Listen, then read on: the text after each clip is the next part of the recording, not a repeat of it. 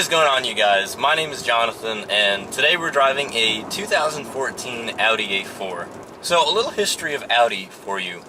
Audi was founded just over 100 years ago in 1910 in Bavaria, Germany, and Audi is ultimately the formation of four smaller car companies. We have Audi, we have Horch, we have DKW, which is Dampfkraftwagen, and we also have Wanderer. Now, all four of these companies are auto companies, which ultimately came to the formation to form one company called Audi, which is why Audi's logo contains four rings. A little fun fact for you. So this car is the Audi B8 generation of the A4. Now, this generation was produced between the years 2008 and 2016, and so with this car we had a few different body styles. We had the A4 sedan, we had the Audi A4L, which is a long wheelbase version for the Chinese market.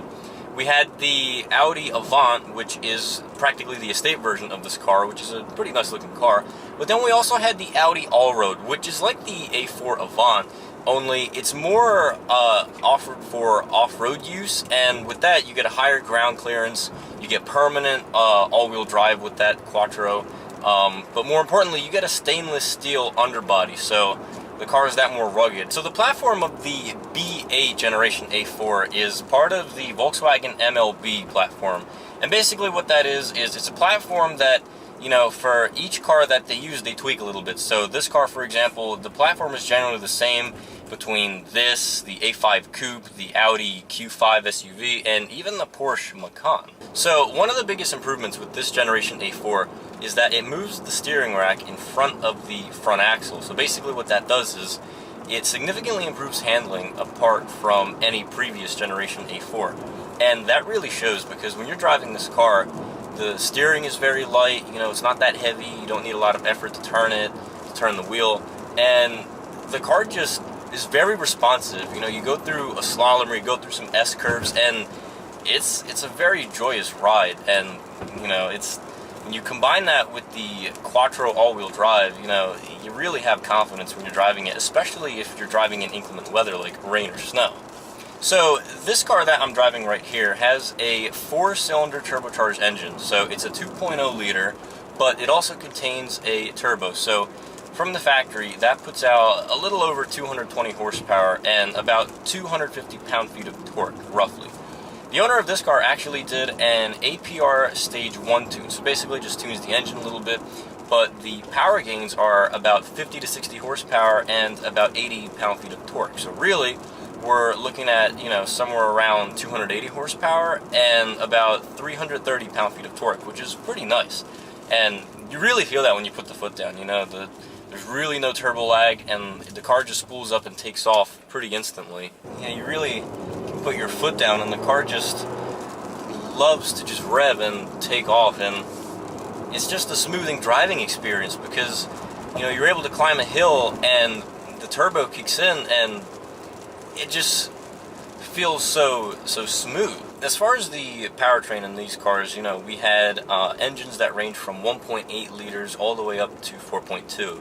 The 1.8 liter engine put out about 110, 120 horsepower, and that ran all the way up to 4.2 liters, and that put out about 450 horsepower. Now that engine was found in the Audi RS4, which is a pretty mean looking ride. As far as gearboxes, we have 6-speed manual transmission, we have a couple auto boxes with 6 speeds and 8 speeds, we had a CVT transmission, we had a 7-speed dual clutch, so yeah, pretty wide range of engine options and the gearboxes to choose from as well. So one of the reasons why this car handles so beautifully is the fact that it almost maintains a perfect 50-50 weight distribution.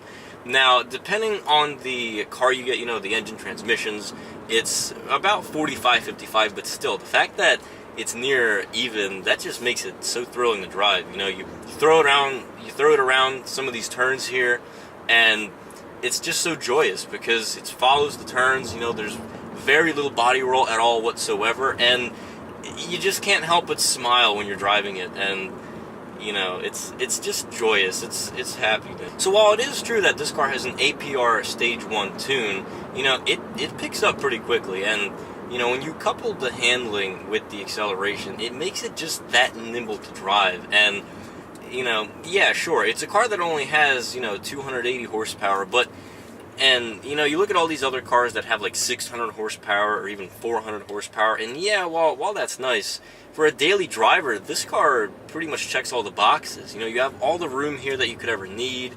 You have all the latest technologies on board. You have this incredible Bang & Olufsen sound system that's 500 watts, I think it is. So if you're an audio junkie, you're going to love that. But, you know, everything in here is just so good. These materials are very high quality. They're built to last. This dashboard is made out of a hard rubber, so it's not going to crack over time. The door handles are made out of this very nicely finished metal, and this is a premium car. So yeah, it's an Audi, but that doesn't mean that there's anything bad with it at all. You know, it's a premium car, and it goes to show when you're driving it, as far as handling, as far as acceleration, as far as the interior bits here. And you know, when you do feel a bit right foot heavy and you want to go in a spirited manner, you just put your foot down and enjoy the ride. So the Audi A4's competitors are the BMW 3 Series, the Lexus IS, and the Mercedes C-Class. Now, while BMW still holds the performance benchmark in its class, you know, the Audi still has a podium finish, which is good because, you know, this car is more performance-oriented than, I would say, Mercedes is. You know, Mercedes is all about luxury and having the latest technologies and, you know, giving the driver a very smooth and comfortable ride. And while there's nothing wrong with that, for those people who enjoy driving and they want to get there, you know, in a spirited way, or even just want to go out for a Sunday drive, this is a very good contender. And, you know, you're not spending as much money as on a BMW, but there's nothing wrong with that. This car is still very capable. And, you know, if it came down to the point where I had to choose between a new A4 and a new C-Class, it'd probably be the A4. You know, Audi's all-wheel drive system, Audi Quattro, was born in the world of rally racing, and, you know, you want to talk about heritage, well, there you have it. You know, it's something that's been in the Audi family for, you know, almost 40 years now. Audi has been working on Quattro since the early 80s, and, you know, like I said, it started out in the rally world, and they brought it to the streets, and, you know, it's pretty much on par with Subaru's all-wheel drive system, and, you know, this is a car that I wouldn't be afraid to drive through a foot of snow. You know, the Audi A4 base price is in the low $30,000 range, and for a premium German automobile, it's pretty much worth every single penny. Like I've talked about before, all the materials in this car are very high quality. You have this beautiful wood grain trim in here.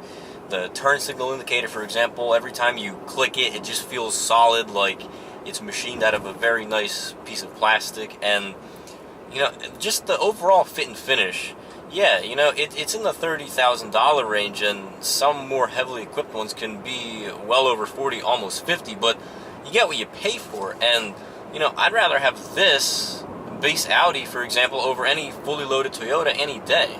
So if you're looking for something that has very nice feel, very nice look to it, and, you know, you care about details and you're a bit of a perfectionist, well, this is a very good car right here. So you're going to drive in style, and you're going to just love driving for the simple fact that you're driving a highly quality built car.